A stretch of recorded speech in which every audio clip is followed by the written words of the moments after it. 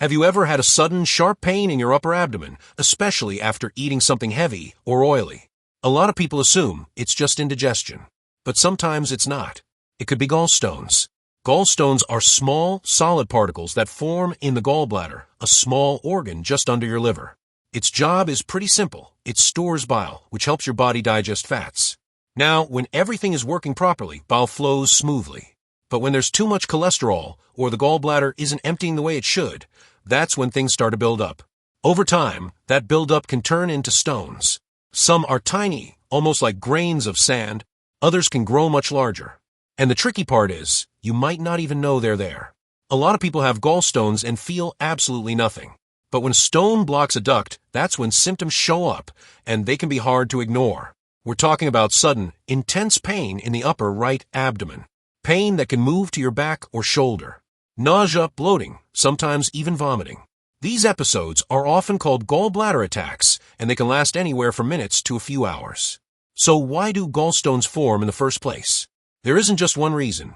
It's usually a combination of factors. Diet plays a big role, especially diets high in processed foods and unhealthy fats. Being overweight can increase the risk. But interestingly, losing weight too quickly can also trigger gallstones. Skipping meals regularly, certain medical conditions like diabetes, and even genetics can all contribute. So it's not just what you eat, it's also how you live. And here's something a lot of people don't realize. The gallbladder works on a schedule. When you eat, especially fats, it contracts and releases bile to help digestion. But if you skip meals often or go long hours without eating, bile just sits there, becoming more concentrated over time. That's one of the reasons fasting or regular eating patterns can sometimes increase the risk of gallstones. Another lesser-known fact, rapid weight loss can actually increase cholesterol release into bile, which makes stone formation more likely.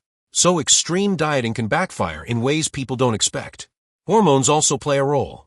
For example, higher levels of estrogen can increase cholesterol in bile, which is why gallstones are more common in women, especially during pregnancy or with certain medications. Now here's where it gets even more important. Not all gallstones cause symptoms, but when they do, your body is giving you a warning sign. If a stone temporarily blocks a bile duct, the pain comes and goes.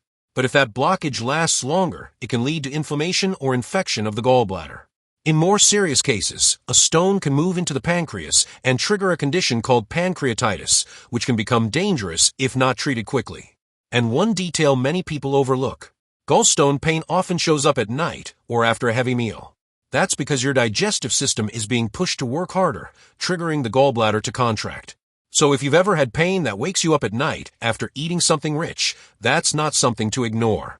Now, in terms of prevention, it's not about being perfect. It's about being consistent. Eat regularly instead of skipping meals. Avoid extreme diets or sudden weight loss.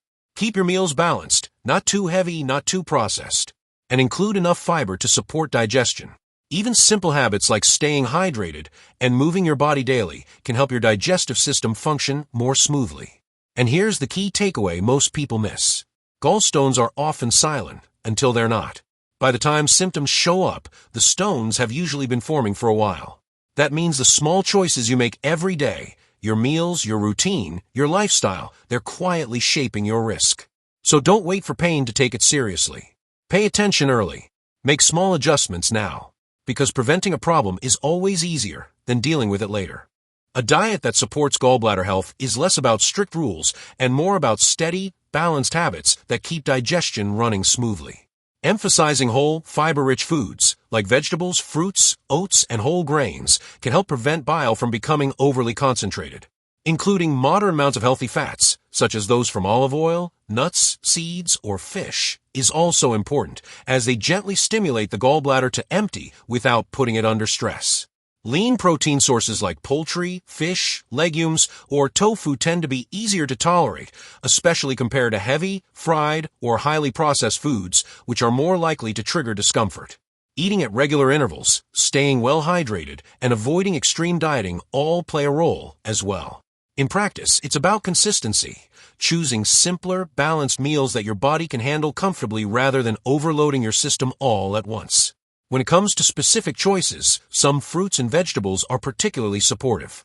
Good options include leafy greens like spinach, kale, and lettuce, cruciferous vegetables such as broccoli, cauliflower, and Brussels sprouts, and fiber-rich vegetables like carrots, beets, and zucchini.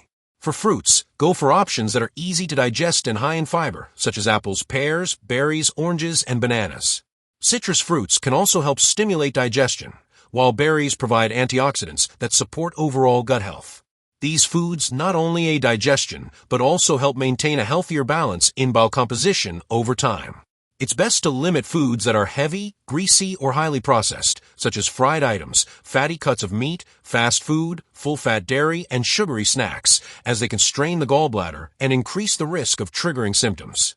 If you found this video helpful, don't forget to like, comment, and subscribe for more beneficial, evidence-based health videos. Stay informed, take small steps toward healthier choices, and share this with someone who might find it helpful.